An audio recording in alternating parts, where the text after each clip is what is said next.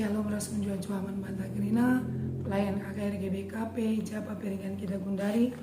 Jumpa kita ibas bahan pengajaran ta sermon kebaktian KKR Minggu tanggal 10-6 Juli tahun 2020. Menakan sermon tamari si pindo pergegaman Tuhan ras kita tonton. Bapa kami sini surga bujur Tuhan, meriah ukur kami. Ibas Pak Senda bajikai pakai kami waktu guna mempersiapkan diri kami bas pelayanan kami arah bahan pengajaran indah Tuhan sinapati sinajari segala ngasup kami ngangkat surah-surandu nandangi kami pelayan KKR bagi penandangnya anak-anak kami KKR GBKP ibenakan kami persikapan kami ibas gelar Yesus kami toto amin. Guru-guru siklangi Tuhan mari dages yoge kata di bata bahan bacaan pertama terambil dalam kitab Perjanjian Baru, kitab Kisah Para Rasul, pasal 16 ayat 13 sampai 15. Demikian firman Tuhan. Paulus di Filipi. Pada hari Sabat, kami keluar pintu gerbang kota. Kami menyusur tepi sungai dan menumpang tempat sembahyang Yahudi yang sudah kami duga ada di situ. Sejak duduk kami berbicara kepada perempuan-perempuan yang ada berkumpul di situ. Seorang dari perempuan-perempuan itu bernama Lydia turut mendengarkan. Ia seorang penjual kain ungu dari kota Tiatira yang beribadah kepada Allah. Tuhan membuka hatinya sehingga ia memperhatikan apa yang dikatakan oleh Paulus.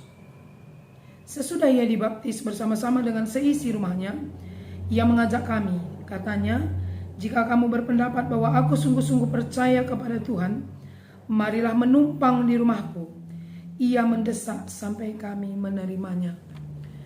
Kita lanjutkan kepada bahan bacaan remaja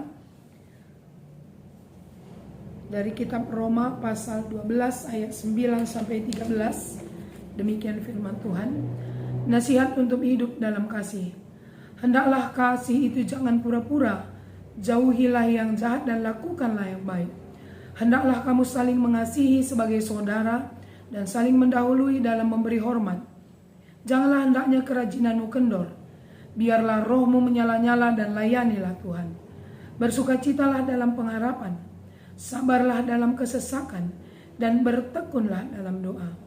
Bantulah dalam kekurangan orang-orang kudus dan usahakanlah dirimu untuk selalu memberikan tumpangan. Sejenda pemogenta, ya, menjojuah manpanta pelayan KKR, meriah ukur tama kawariana bacika kita sikap. Tema kita hari ini berbicara tentang seorang tokoh, mulai dari kelas balita, anak kecil, anak tanggung dan remaja, berbicara tentang seorang tokoh bernama Lydia. Apa yang menarik dari Lydia? Cerita Lydia dari Tiatira sangat terkenal di Alkitab.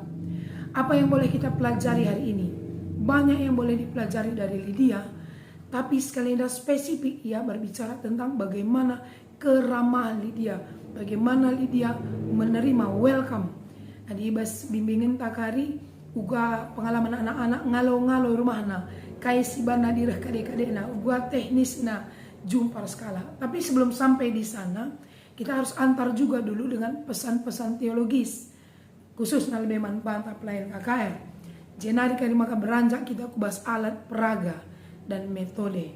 Ya, si pertama lebih Lydia. Uga maka baca jumpa Paulus ras Lydia. Pada saat itu Paulus berada di kota Filipi, laos yandahi rumah ibadah.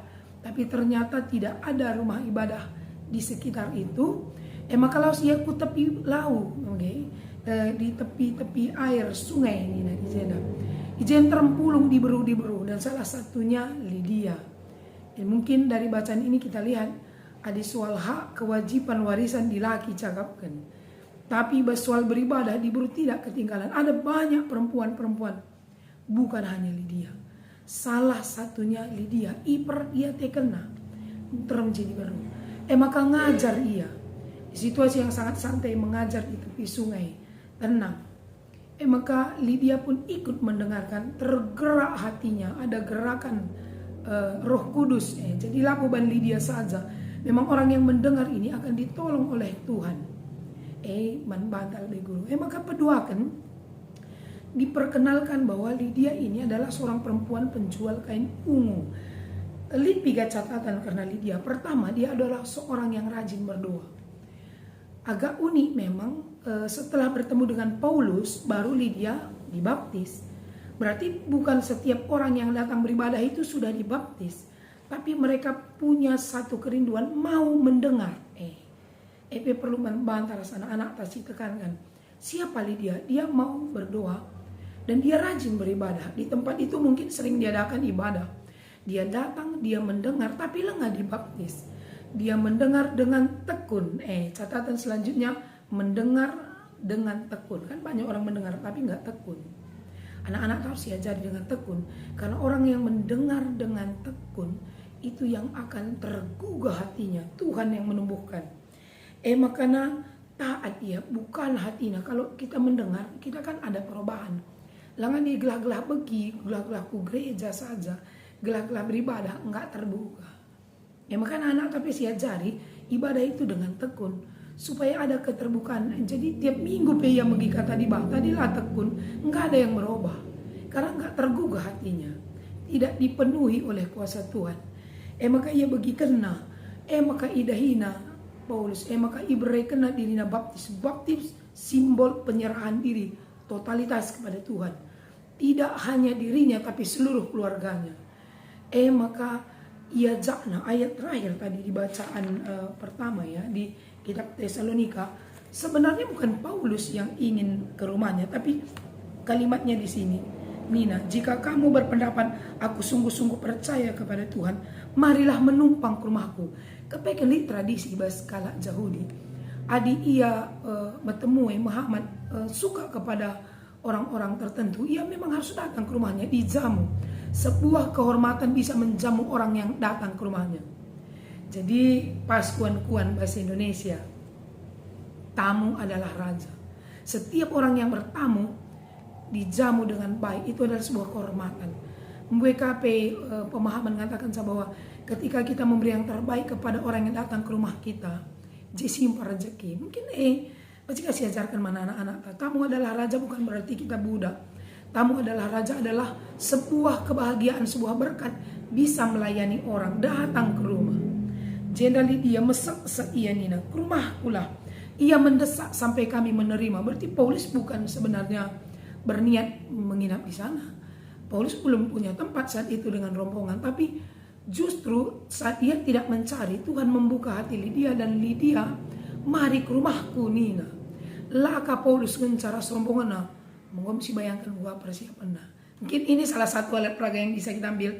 Paulus menginap di rumahnya, bagaimana pelayanan Lydia diservis dengan beberapa orang rombongannya dengan sukacita. Ya, siapa Lydia? Apa kain ungu? Adi sinen pengantarna bahwa kain ungu ini kalau di zamannya ini bukan kain sembarangan, ini salah satu kain mahal, lah bukan kain biasa, kain mahal yang diakui oleh orang-orang di bangsa itu. Si Makesan juga bukan orang-orang biasa, bukan orang pada umumnya, itu kalangan-kalangan kerajaan. Jadi baca si bayangkan Lydia ini sebenarnya orang-orang yang punya harta yang baik, kalau banyak. Tapi lah karena rugi, misalnya kan pebisnis ini bisa juga rugi sekali untungnya, datang juga orang yang baru dikenal. Tapi lah karena rugi, memang kalau bersama Tuhan tidak ada yang rugi. Undangnya, ia kalau si lead, ia kalau si bisnis lah karena rugi, rezeki ini diberikan man serayan Tuhan. Menurutnya ketika dia memberikan tumpangan, melayani hamba Tuhan, perberitasi meriah, IJKP ia pelayanan. Jadi catatan selanjutnya, membantu orang, melayani orang, sudah ikut dengan melayani Tuhan. Karena orang yang kita tolong itu juga adalah hamba-hamba Tuhan. Maka si sungguh kali anak-anak bas kita kelas balita dan anak kecil, jenderal akan akan menyebutkan perbuatan Lydia yang patut diteladani. Apa itu? Nah, dari sini kita bergerak alat peraga. Yang pertama, dia rajin beribadah, gambar orang beribadah, berdoa, orang-orang ada mungkin suasana pantai atau dekat air, ada banyak perempuan beribadah. Mungkin bisa kita gambar, mungkin bisa kita browsing ya. Ada di sana perempuan-perempuan yang beribadah, dia berdoa, dia mendengar dengan tekun. Dari kami bisa membuat alat peraga atau boneka tangan, dan kita bercerita dari boneka tangan bisa juga. Maka ikatakan uga kali dia dibaptis, gambar orang dibaptis di air karena mereka dibaptis di air. Kemudian mengundang Paulus dan menjamu di rumahnya, memasak, menyiapkan makanan. Ada banyak sekali gambar cerita yang bisa kita persiapkan. Jadi arah gambarnya dikatakan anak-anak apa yang dilakukan Lydia. Maka dikatakan ubah sikap yang baik kalau menerima tamu. Mungkin roh mamana, mamina, temanna, kade-kadena, perpulungan, tah PJJ, rumahna PA. Bagaimana sikap menerima tamu? Pertama disalam, disambut masuk. Mari silakan masuk bibi, bapak, kila, teman, di kadebana anak Elah na cocok berjuk dia. Nginap di rumah lah bandar tilamna. Lah bandar bantal lembut na pis kotor-kotor berena.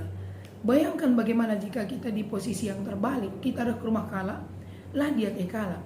Nah, endah usah mana anak kecil balita, bagaimana sikap endo ngalo-ngalo kala ada ke rumahna. Jadi gua sikap yang baik, ya senyum, mengajak, ya kalimat kita juga membuat orang nyaman. Anak tanggung juga begitu, ceritakanlah pengalamannya. Jangan memang harus dipersiapkan. Jadi di orang tua dah kan biasanya di kali-kali kita bertamu, ya tidak hanya menyiapkan tempat tapi makanan. Jadi kelihatan anak-anak bahwa kalau karo dah kemasih man kat lebih ya man lebih kundul. Cedung keriman maka kain dek katanakan. Jadi kalau karo situ nak kalau si metemui, gua baca si katakan mana nak tanggung juga nak remaja. Orang karo orang metemui, kalau si radat kalau singgit ngalo-ngalo, maka dimasuk rumah baru. Kami dikangusur kuan-kuan kalau karo. Ulah banduara rumah ruk narah darat. Bukan berarti gak dikunci rumah. Artinya orang suka bertamu ke rumah kita. Kenapa? Karena ramah. Ada rumah yang tidak pernah dikunjungi saudaranya. Kayak merambit, sombong, pelit, lama temui. Nah, jadi anak-anak terjeda, siapa yang bisa bersifat seperti Lydia? Itu orang-orang baik. Jadi orang ramah itu sebenarnya laba ciban-ban. Kala si tutus beribadah, orang yang rajin beribadah, hatinya terbuka dan dia mencintai semua orang, baik kepada semua orang, bukan kepada teman kompak, bukan kepada saudara dekat, tapi setiap orang yang datang ke rumahnya dia perlakukan dengan baik. Berarti salah satu upaya kita untuk bisa beradaptasi, menerima orang dengan hati yang lapang, bukan dengan terpaksa. Itu rajin beribadah seperti Lydia, supaya hatinya terbuka bahwa ketika ia menjamu orang yang datang ke rumahnya, ramah kepada orang yang datang ke rumahnya, bersahabat kepada orang yang datang ke rumahnya, karena hatinya dibuka oleh Tuhan dan memang dia merasa bertanggung jawab menjamu orang, ramah kepada orang, ngalo-ngalo kala itu bagian dari pelayanan. Endah konteksnya. Nah, masuk kita ke remaja, kayak hubungan remaja, kubas anak tanggung atau anak kecil, adi jenda di sini bas ogenta, hendaklah kasih, jangan berpura-pura. Kalau ke rumah tak, mari-mari tapi dongkol ya kan. Menjamu orang, menolong orang, memberikan tumpangan seperti Lydia kepada Paulus, itu kan memberikan tumpangan kepada anak-anak Tuhan, hamba-hamba Tuhan. Lah baci sombong, lah baci pura-pura karena akan menderita. Saling mengasihi Nina. Ia perbanggoi dana kekelengan. Lydia sudah melihat kebaikan Paulus melayani kemana-mana. Salah satunya Lydia dan membaptis. Dia juga harus berbuat baik kepada sesama. Lagi ya jadi pengkhotbah bagi Paulus. Paling tidak selama di Filipi Paulus bisa di rumahnya, siapkan fasilitasnya. Lagi penampat ke Bandung. Kalau pelayan itu dilayani, tentu pelayan itu akan lebih gampang lagi terfasilitasi untuk melayani. Maka kasih terakhir kaman Lydia. Jangan kiranya kerajinan kendor. Ada orang setelah dibaptis gak nampak cenderung keridik lidah. Tapi kita lihat Lydia Nina. Maka tandu merat kelaku kam tadi rumahku. Tanda natek aku mantuhan ya. Kata-kata Lydia. Jika kamu berpendapat aku sungguh-sungguh percaya, marilah numpang ke rumahku. Adina merat kam ngetes aku tuh mantuhan ku jamu kam datanglah. Ada tindakan. Nah, jadi janganlah kerajinanmu kendor, anak-anak remaja seperti Lydia, ada tindakan, jangan hanya diucapkan. Ketika suatu saat setelah kebaktian ini ada orang bertamu di rumahnya, ada tindakannya bahwa dia memang benar bersiap menolong, ramah, bersahabat, dia benar beribadah. Ada tindakan, ya. Maka bersuka cita. Jadi benar-benar diajak anak-anak bersuka cita di dalam kesesakan, di dalam pergumulan. Orang-orang yang beribadah penuh dengan sukacita, bukan berarti tidak tantangan. Remaja kita pasti punya masalah dalam pergaulannya, dalam keluarga, dan sekolah, tapi ada sukacita. Dan dia selalu punya pengharapan kepada Tuhan. Sama seperti Lydia, dia tidak mencari harta lagi, tapi mencari apa yang membuat dia bahagia di dalam pelayanan. Anak-anak tapi boleh berjuang sekolah, boleh berjuang di dalam cita-cita, boleh juga di dalam lingkungannya butuh perjuangan, mungkin resila bagi kurna, tapi harus lebih kuat sukacitanya. Dan orang bisa bersukacita kalau sama Tuhan. Maka saya katakan, gereja Eda kadang bukan mendungi masalah, tapi supaya ada tempat bersukacita, karena selalu diisi oleh firman Tuhan. Dan yang terakhir, bantulah dalam kekurangan orang kudus dan usahakanlah dirimu selalu memberikan tumpangan. Jangan selalu numpang, tapi memberi. Jangan selalu meminta, tapi memberi. Anak remaja kan begitu ya. Dan ada komunitasnya, circle-nya. Adilah baci, ia ndak keuntungan rela brena. Circle kita bersama Tuhan, komunitas kita, zona kita, bukan zona untuk menerima, tapi zona untuk memberi. Circle pemberi, bukan circle peminta-minta. Maka saya katakan mana anak-anak, bantulah. Nah, sekarang siapa yang kita bantu? Orang-orang kudus. Apakah setiap orang yang datang ke rumah kita meminta tumpangan itu orang kudus? Bisa jadi. Mungkin keperluan pribadi kita nggak ada sama dia. Tapi kan ditelusuri, mungkin Tuhan mengutus dia. Mungkin hari itu nginap di rumah tak, kadek-kadek, tak, keluarga, pelayan. Siapa saja yang datang ke rumah kita, anggaplah itu tamu yang diutus Tuhan. Iya kekaling ini Tuhan, pelayan KKR kita ngerana karena Lydia skala diberu ibas ia tiranari. Berbagai-bagai pelajaran si mehuli, si ngosilat arah ogen kami guenda harapan kami, maka selaku pelayan KKR kita lebih buat si relajar nandangi perdalanan kini tekan Lydia cenah si haju KP agia kita lana baci KP ia ikut bagi Lydia sekala si membuka diri, suka mendengar firman Tuhan, rajin berdoa, dan mau terus aktif setelah ia datang ke gereja, ilanjut kena buah kini terkena alu kegiatan-kegiatan positif di rumah, di sekolah bagi lingkungan sosialnya. Selamat melayani membantah kerina, Tuhan Yesus memberkati. Shalom.